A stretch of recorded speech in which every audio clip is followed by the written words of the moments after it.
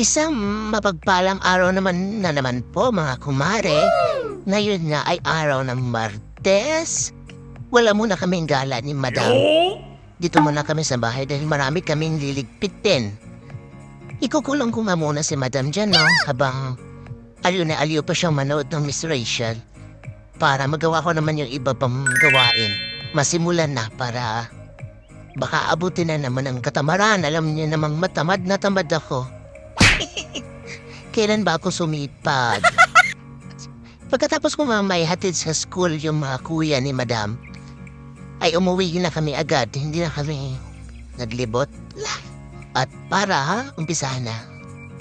Ayan. Muna, magsampay muna ako. Sasampay ko muna yung mga manilabhan ko kagabi. Kagabi pa yan. Maangamoy na yan kung hindi pa maisampay. Mainit kasi ngayong umaga. Tapos bigla namang umulan nung tanghali. Ay, naku.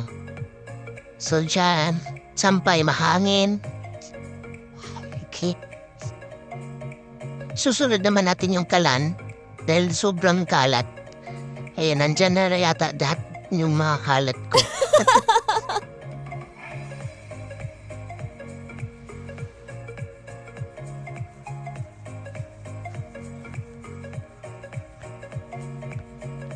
Ayan, okay na yan. Finishing touch. Sunod naman itong lamesa na makalat lagi, lalo na sa umaga. Abot pa yan hanggang gabi. Tapos naman itong punong-punong lababo namin. Lagi itong puno. Grabe. Wow! O, diba? Ang dami-daming ugasin. Apaw-apaw.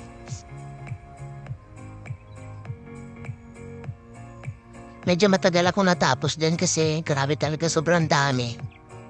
Mula pa kagabi hanggang umaga. Alam mo na. Ganun talaga. Masipag ang kumare nyo, kaya yan. Pag nabutan pa ng hapon yan, yung mga bata na maghuhugas niyan. Si Tami o kaya si Isay talaga naghuhugas niyan kapag hindi ko hinugasan yan ngayon. Kaya hugasan ko muna. Ayan, natapos din. Madam, check. Kuy, umiyak na si Madam. Kalat na ni Madam, oh. Gusto na niya magpaharga. Pending na naman yung ibang gawain. Mamaya na ulit. Kunin ko muna si Madam. Naghahanda nga ako dyan ng tubig, pampaligo ni Madam. Iguin ko muna bago tulugin. Para naman fresh ang kanyang pakiramdam. On! Okay!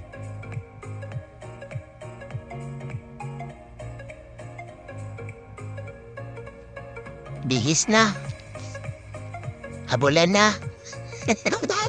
Yan lagi. Ayaw pabihis yan eh. Tapos na. Ayun, kain. Kain muna siya kasi alas 10 na. Kailangan kumain para hindi mag-iyak. Ang likot kumain. Buti na lang may Miss Rachel. Natalon-talon, baba, naglalaro. Bahala na, basta makakain lang. Ganun talaga.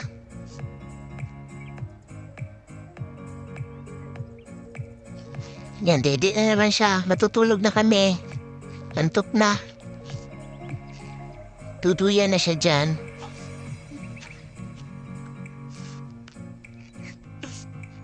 Pikit-pikit na si Madam, oh. Saglit lang yan siya tulugin eh. Kapag antok na. Ayan. Hindi na ubos yung dede.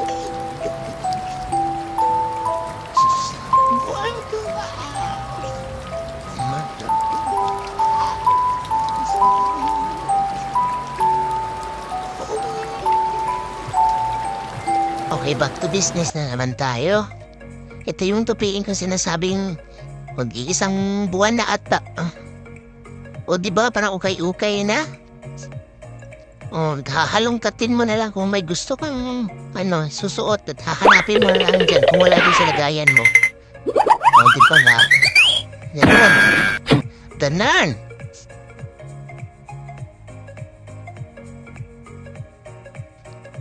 Lapit na siya matapos, oh. Ang bilis, no? Sana ganyan sa totoong buhay, oh. Ganyan kabilis. May powers. Pero may powers naman talaga ako. May powers talaga tayong mga nanay. Di ba pansin nyo? Sa bahay, yung tupiin natin, tayo lang mga nanay nakakakita. Yung mga ibang kasama natin sa bahay, hindi nakikita yung tupiin. Talagang tayo lang. Ganun talagang superpowers ng mga nanay. Yan, paghiwa-hiwalayin natin yan. Sa bawat may-ari ng mga damit para pag hatid na doon sa, sa mga kwarto nila, alam na kaninong damit. Kala ko tapos na ako. Meron pa pala kay madam pala yun. Isang basket din yun. O ayan, hatid ko na yan sa mga kwarto nila para sila na bahala maglagay sa cabinet nila. Pasensyahan niyo na yung aking background at hindi ko pwedeng ikulong yan si madam. Kailangan nasa tabi ko lang kahit maingay yan. Hindi pwedeng idlayo. Madam, check. Tulog pa si madam. So, yung isang basket kong damit, kailangan kong tupiin.